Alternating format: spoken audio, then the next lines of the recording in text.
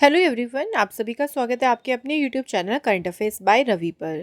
Friends, आज की video session में हम कवर करने वाले हैं 20 अगस्त के इम्पॉर्टेंट करंट अफेयर्स के questions. So daily current affairs के मोस्ट इंपॉर्टेंट क्वेश्चंस को कवर करेंगे। फ्रेंड्स, सबसे पहले मैं आपको कल के क्वेश्चंस का एक बार फिर से रिवीजन कराऊंगी ताकि हम दोबारा से इन क्वेश्चंस को एक बार फिर से रिवाइज कर सकें। उसके बाद हम बात करेंगे डेली करंट अफेयर्स के मोस्ट इंपॉर्टेंट 15 क्वेश्चंस को, और जितने भी एक्स्ट्रा इंपॉर्टेंट फैक्ट्स होंगे वो भी हम कवर करते चलेंगे। उसके बाद हमारा देखिए आज का topic wise current affair revision में जो हमारा टॉपिक रहेगा आज, उसमें हम बात करेंगे पुरस्कार और सम्मान।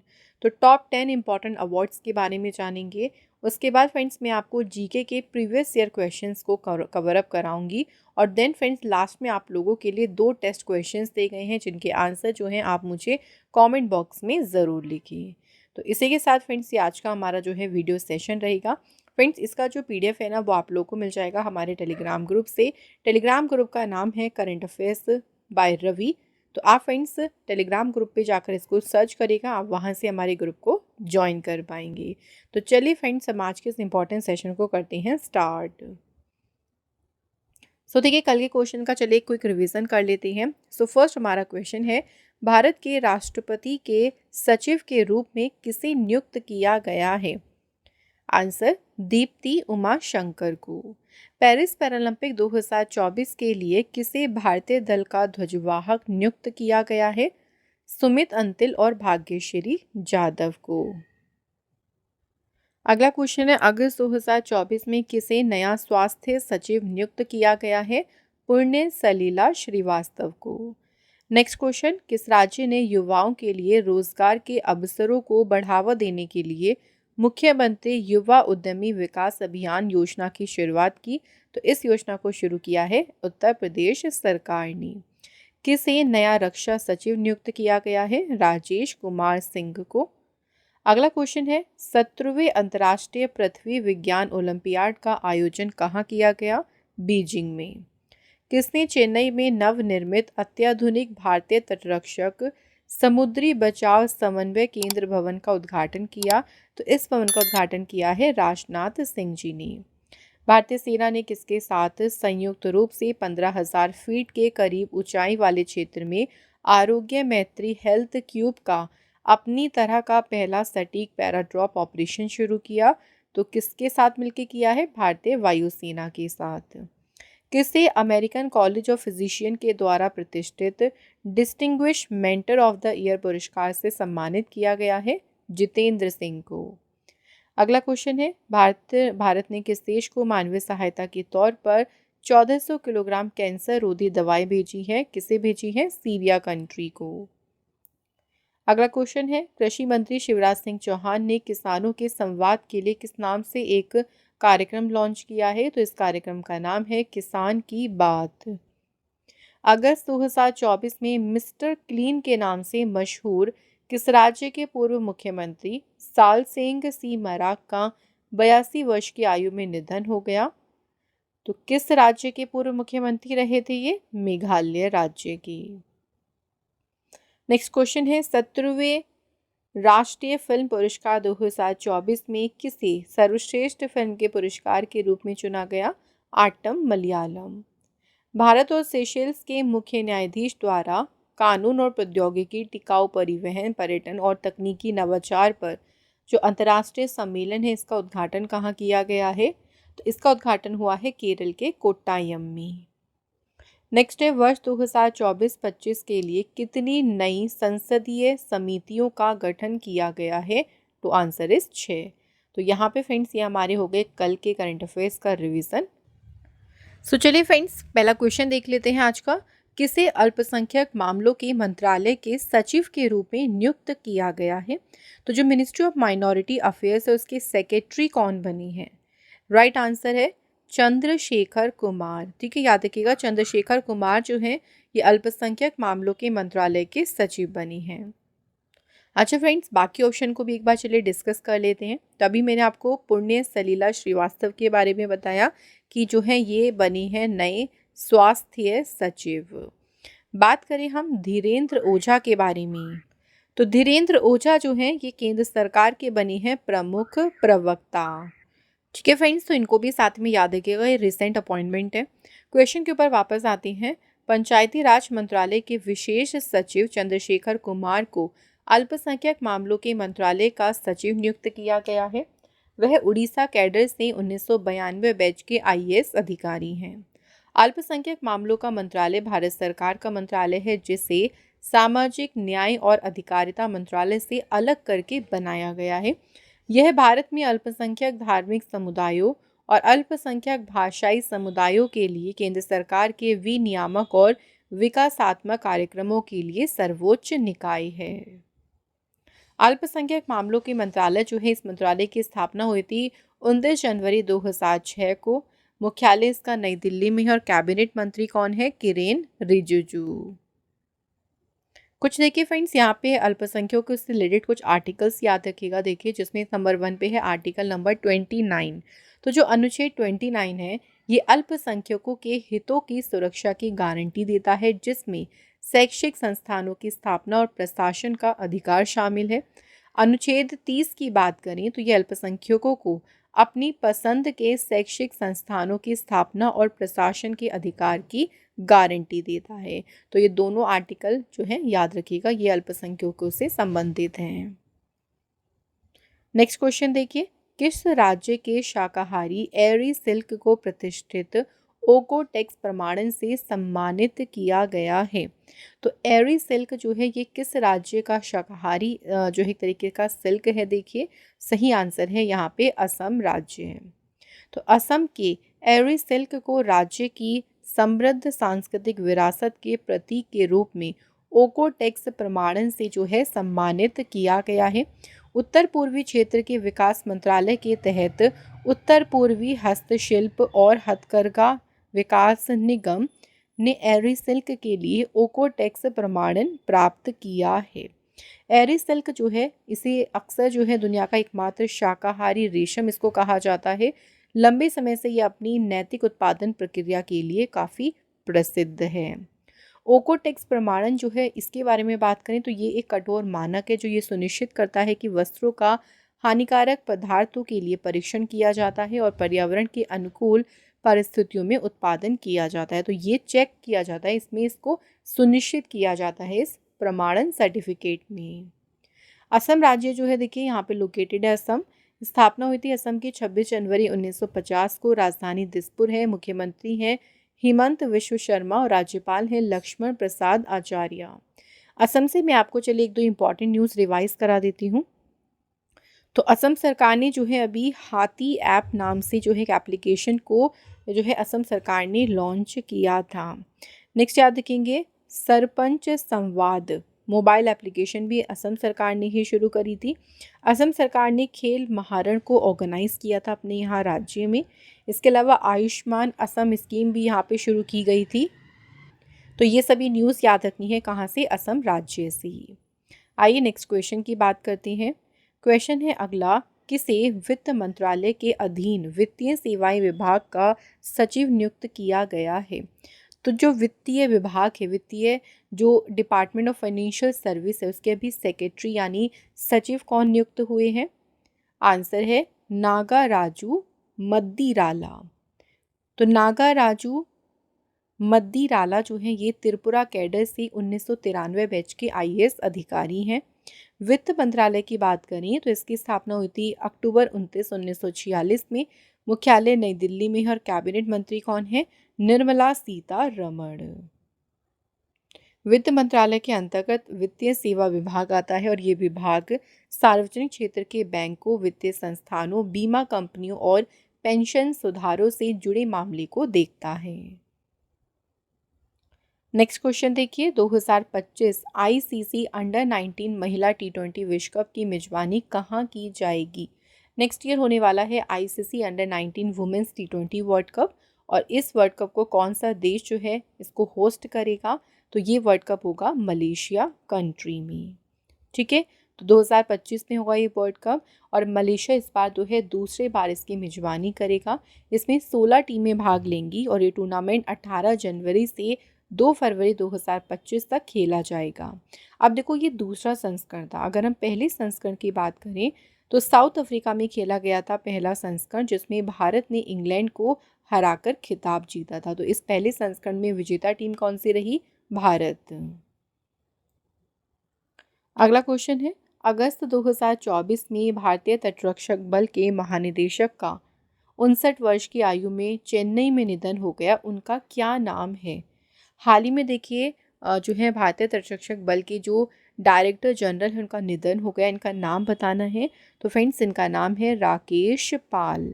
ठीक है, याद रखिएगा, राकेश पाल जो है इनका हाल ही में निधन हो गया है और ये भारतीय तटरक्षक बल के महानिदेशक थे।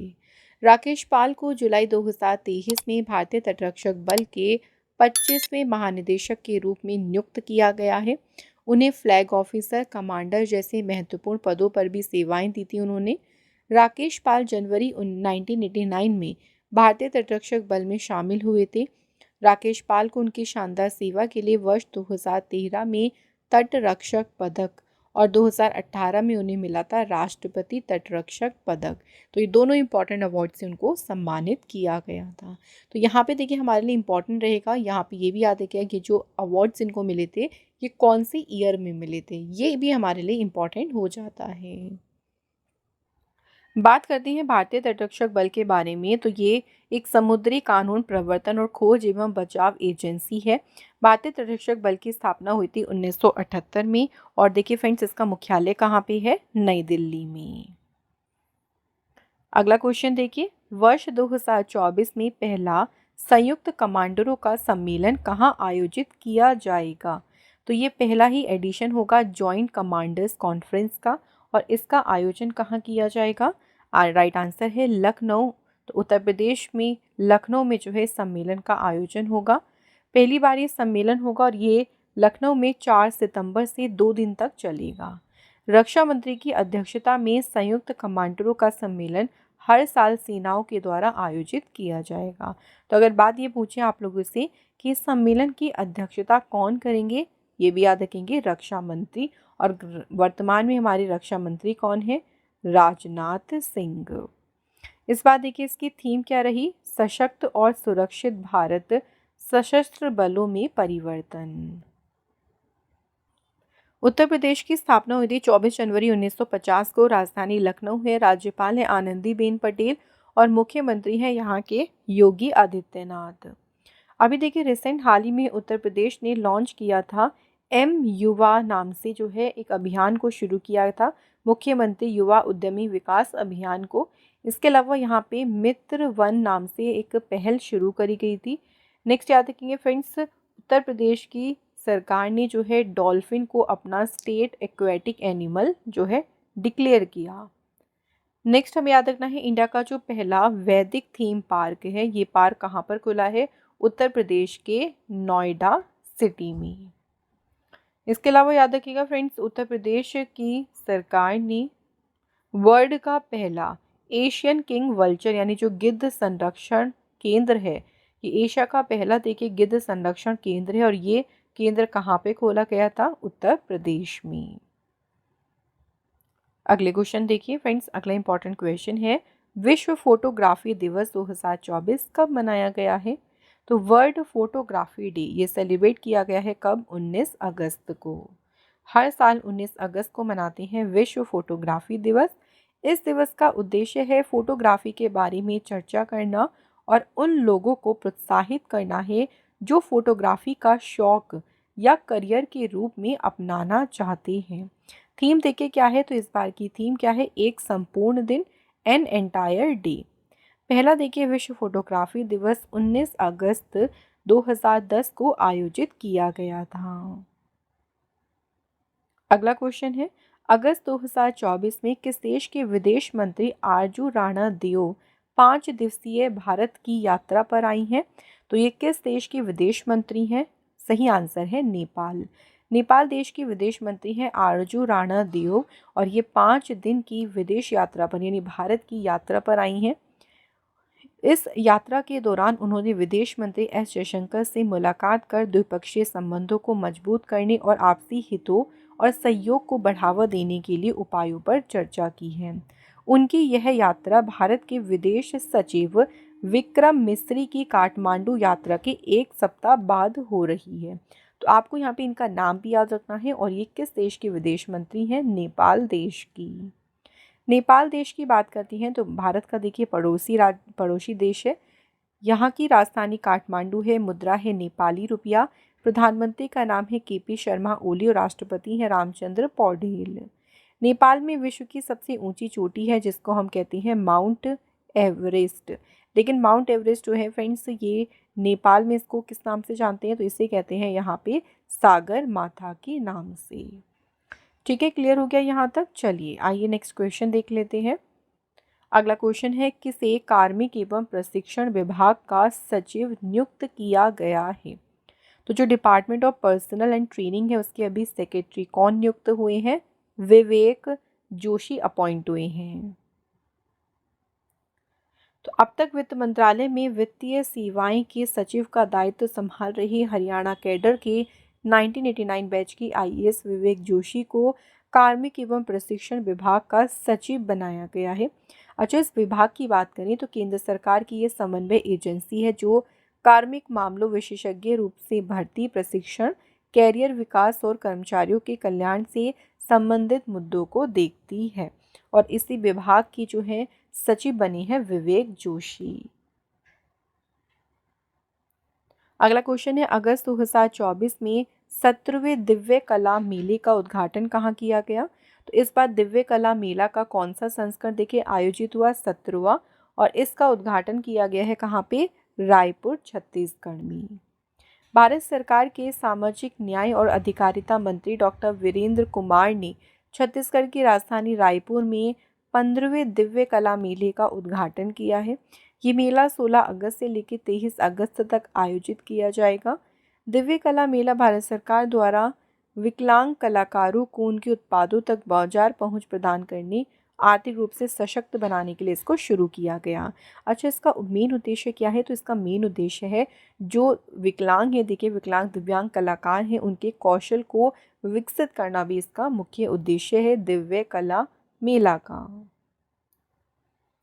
इसके बाद अगला क्वेश्चन, विश्व मानवतावादी दिवस ये कब मनाया गया है? तो फ्रेंड्स यहाँ पे देखिए 19 अगस्त को याद रखिएगा कौन सा दिन सेलिब्रेट किया गया है? तो इस दिन मनाया गया है वर्ल्ड ह्यूमैनिटेरियन डे। अच्छा, 10 अगस्त की बात करें तो 10 अगस्त को देखिए कौन सा इंपॉर्टेंट डे सेलिब्रेट किया गया था? वर्ल्ड बायोफ्यूल डे मनाया गया था। उसके बाद 12 अगस्त का भी याद रखिएगा क्योंकि इस दिन मनाया गया था इंटरनेशनल यूथ डे। ठीक है, अंतर्राष्ट्रीय युवा दिवस मनाया गया था 12 अगस्त को। 12 अगस्त को ही देखिए विश्व हाथी दिवस भी मनाते हैं, ये भी इम्पॉर्टेंट है, इसे भी याद रखना है। नेक्स्ट, अच्छा 14 अगस्त और रह गया, इसको भी याद रख लीजिएगा। 14 अगस्त के दिन मनाया जाता है पार्टीशन हॉरस रिमेम्बरेंस डे। तो ये सभी दिन भी याद रखिएगा। विश्व मानवतावादी दिवस की बात करें तो हर एक साल में ये 19 अगस्त को मनाया जाता है। ये दिन उन लोगों की स्मृति में बनाया जाता है जिन्होंने विश्व स्तर पर मानवतावादी संकट में अपनी जान गंवाई है या मानवीय उद्देश्यों के कारण दूसरों की सहायता हेतु अपने प्राणों का बलिदान कर दिया। थीम क्या है देखिए? तो विश्व मानवतावादी दिवस की थीम है मानवों के लिए कल्याण करें। इससे पहले ये दिन कब मनाया गया था? 19 अगस्त 2009 को। नेक्स्ट क्वेश्चन देखिए, कौन सा हवाई अड्डा एशिया में एयरपोर्ट काउंसिल इंटरनेशनल का सबसे उच्चतम स्तर 5 प्रमाणन प्राप्त करने वाला पहला हवाई अड्डा बन गया? तो ये जो एयरपोर्ट है ना, इसको रिसीव हुआ है हाई लेवल 5 सर्टिफिकेट। और ये सर्टिफिकेट पाने वाला देखिए पहला जो है हवाई अड्डा कौन सा बन गया है? बेंगलुरु का कैंपेगौड़ा हवाई अड्डा। बेंगलुरु इंटरनेशनल एयरपोर्ट लिमिटेड द्वारा संचालित बेंगलुरु में स्थित कैंपेगौड़ा अंतर्राष्ट्रीय हवाई अड्डा जो है एशिया का पहला हवाई अड्डा बन गया जिससे एयरपोर्ट काउंसिल इंटरनेशनल का उच्चतम स्तर 5 प्रमाणन प्राप्त हुआ है। BIAL जो है यानी बेंगलोर इंटरनेशनल एयरपोर्ट लिमिटेड जो है, इसके अनुसार जो कैंपेगौड़ा अंतर्राष्ट्रीय हवाई अड्डा है उसने स्कोप 1 और 2 ग्रीन हाउस गैस उत्सर्जन में 95.6% की कमी की है, जो किसी भी भारतीय हवाई अड्डे के द्वारा एक उच्चतम उत्सर्जन मूल्य है। बेंगलुरु में देखिए जो कैंपेगौड़ा अंतर्राष्ट्रीय हवाई अड्डा है उसका लक्ष्य है 2050 तक ग्रीन हाउस उत्सर्जन को 0 कर देना। क्लियर हो गया फ्रेंड्स यहाँ तक। चलिए बात करते हैं अगले इंपॉर्टेंट क्वेश्चन की। आइए फ्रेंड्स, इसी के साथ हम बात करेंगे अगले इंपॉर्टेंट क्वेश्चन की। क्वेश्चन है, किस भारतीय विश्वविद्यालय ने नेपाली भाषा, साहित्य, संस्कृति और दर्शन पर शोध के लिए नेपाल अकेडमी के साथ में समझौता ज्ञापन किया है? तो ये एमओयू साइन किस यूनिवर्सिटी ने किया है? आंसर, बनारस हिंदू विश्वविद्यालय। तो बनारस हिंदू विश्वविद्यालय ने एमओयू साइन किया है किसके साथ? नेपाल अकेडमी फॉर रिसर्च के साथ मिलके। ये जो समझौता हुआ है ना दोनों के बीच, इसमें देखिए सदस्य सचिव में डॉक्टर धन प्रसाद सुवेदी और बीएचयू में भारतीय भाषा विभाग के प्रमुख प्रोफेसर दिवाकर प्रधान ने हस्ताक्षर करे हैं इसमें। इस एमओयू को साइन करने के पीछे का उद्देश्य है नेपाली और भारतीय नेपाली साहित्यकारों को और संस्थाओं के बीच नेपाली भाषा, साहित्य और दर्शन पर बातचीत और आदान प्रदान करना है। तो इसी उद्देश्य के साथ में जो है ये पार्टनरशिप की गई है। अगला क्वेश्चन है, किसने वेस्टर्न इंडिया बिलियर्ड्स एवं स्नूकर चैंपियनशिप 2024 जीती? तो फ्रेंड्स, ये चैंपियनशिप किसने जीती है? पंकज आडवाणी ने। पंकज आडवाणी ने बिलियर्ड्स फाइनल में एस श्रीकृष्णा को 882-520 के अंतर से हराकर उन्होंने जो है ये चैंपियनशिप अपने नाम करी है। तो पंकज आडवाणी ने फाइनल में किसे हराया? एस श्रीकृष्णा को। अगला क्वेश्चन देखिए फ्रेंड्स, आज का लास्ट इंपॉर्टेंट क्वेश्चन है, किसे तमिलनाडु मर्केंटाइल बैंक के एमडी/सीईओ के रूप में नियुक्त किया गया है? सही आंसर है सली सुकुमारन नायर। तो सली सुकुमारन नायर जो हैं ये तमिलनाडु मर्सेंटाइल जो बैंक है इसकी बनी है एमडी/सीईओ। क्वेश्चन के बारे में कुछ इंपॉर्टेंट पॉइंट देखिए। आरबीआई ने 3 साल की अवधि के लिए तमिलनाडु मर्केंटाइल बैंक के प्रबंध निदेशक और मुख्य कार्यकारी अधिकारी के रूप में किसे नियुक्ति दी है? सली सुकुमारन नायर को। तो फ्रेंड्स, यहाँ पे हमारे देखिए आज के डेली करंट अफेयर्स के मोस्ट इंपॉर्टेंट क्वेश्चंस कंप्लीट हो गए। अब हम बात करेंगे आज के टॉपिक वाइज करंट अफेयर्स के बारे में, जिसमें टॉपिक है पुरस्कार और सम्मान। पहला क्वेश्चन देखिए, प्रतिष्ठित वी वेंकैया पुरालेख पुरस्कार किसे मिला? तो ये अवार्ड मिला है वी वेदाचलम को। अंतर्राष्ट्रीय बुकर पुरस्कार 2024 से किसे सम्मानित किया गया? तो ये सम्मान दिया गया है किसे? जेनी अर्पनबेक को, और पुस्तक का नाम क्या है? कैरोस। ओलंपिक ऑर्डर से सम्मानित किया गया अभिनव बिंद्रा को। इसके बाद देखिए एबल पुरस्कार 2024 ये किसे मिला है? मिशेल टिलग्रांड को। भूटान का सर्वोच्च नागरिक सम्मान order of the drug Gyalpo ये किससे सम्मानित किया गया? तो ये ऑनर किसे मिला है? प्रधानमंत्री नरेंद्र मोदी जी को। अगला क्वेश्चन है, डॉक्टर सी नारायण रेड्डी साहित्य पुरस्कार। राइट आंसर है शिव शंकरी। पीएसयू समर्पण पुरस्कार 2024 किसे मिला? हेमंत खत्री को। Next, global pride of Sindhi award ये किसे मिला है? तो global pride of Sindhi award मिला है पवन सिंधी को। यूनेस्को गिलर्मो कैनो पुरस्कार से सम्मानित किसे किया गया? और मतलब ये जो सम्मान ये मिला है फिलिस्तीनी पत्रकारों को। इसके बाद गोल्डमैन पर्यावरण पुरस्कार किसे मिला है? आलोक शुक्ला। तो मैंने आपको यहाँ पे टॉप 10 इंपॉर्टेंट अवार्ड्स के बारे में थोड़ा सा रिवीजन हमने कर लिया है। अब देखिए रिवीजन भी हो गया, क्वेश्चंस भी हो गए हैं। तो चलिए फ्रेंड्स, अब जीके के भी कुछ इंपॉर्टेंट क्वेश्चंस को देख लेते हैं। सो फर्स्ट क्वेश्चन है देखिए, अंबुबाची मेला उत्तर पूर्व भारत के किस मंदिर में आयोजित किया जाता है? तो ये मंदिर कौन सा है? असम का कामाख्या मंदिर। प्रारंभिक वैदिक काल में एक धनवान व्यक्ति को किस रूप में जाना जाता था? तो उसे कहते थे गौमत। नेक्स्ट क्वेश्चन, उर्मिला सत्यनारायण किस भारतीय शास्त्रीय नृत्य शैली की प्रतिपादक है? तो ये डांसर किसकी है? भरतनाट्यम की। भारत का प्रथम विधि अधिकारी कौन होता है? भारत के महान्यायवादी। अगला क्वेश्चन है, कौन सी कोशिका स्तनधारियों के यकृत में पाई जाती है? तो कोशिका का यानी सेल का नाम है कुफ्फर कोशिकाएं।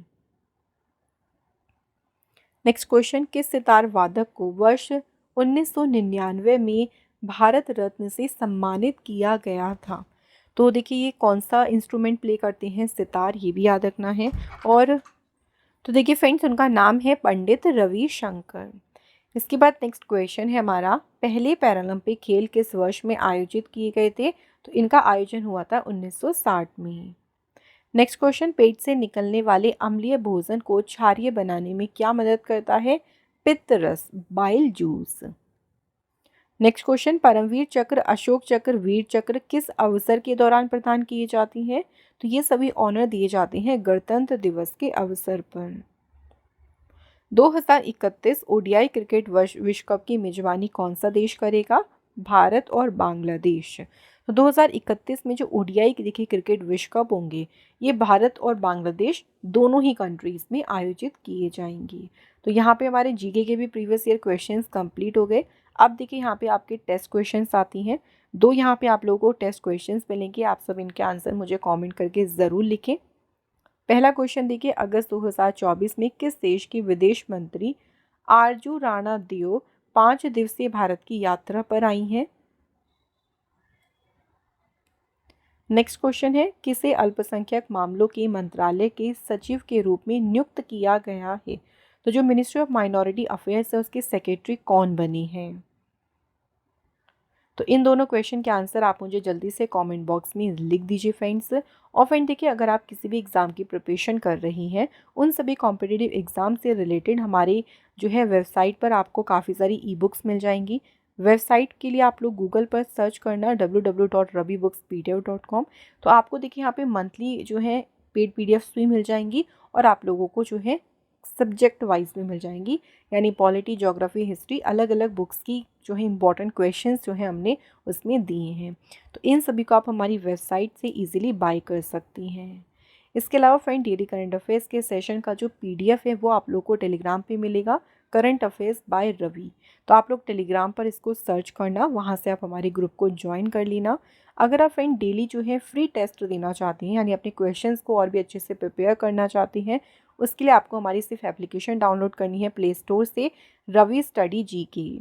तो आप लोग प्ले स्टोर पे सर्च करना रवि स्टडी जीके, वहाँ पे आपको हमारी एप्लीकेशन मिल जाएगी, वहाँ से आप इसको डाउनलोड कर लेना। यहाँ पे आपको फ्री टेस्ट दिया जाता है, आप अपने यहाँ पे क्वेश्चंस को इजीली रिवाइज भी कर सकती हैं टेस्ट देकर। तो ये सभी चीज़ें आप लोगों के लिए हैं फ्रेंड्स, आप लोग इनको अच्छे से बाय कर लीजिएगा। सभी चीज़ों को आप लोग देख कर इनको आप इजीली बाय कर सकती हैं। तो चलिए फ्रेंड्स, आज का जो है हमारा डेली करंट अफेयर्स का इंपॉर्टेंट सेशन कंप्लीट हो गया है। फ्रेंड्स, अगर आप देखिए जितने भी आने वाले कॉम्पिटिटिव एग्जाम है ना, करंट अफेयर्स का जो सेक्शन होता है वो हर एक एग्जाम के लिए इंपॉर्टेंट होता है। तो आप डेली करंट अफेयर्स के सेशन को बिल्कुल भी मिस ना किया करें। Thank you so much for watching this video.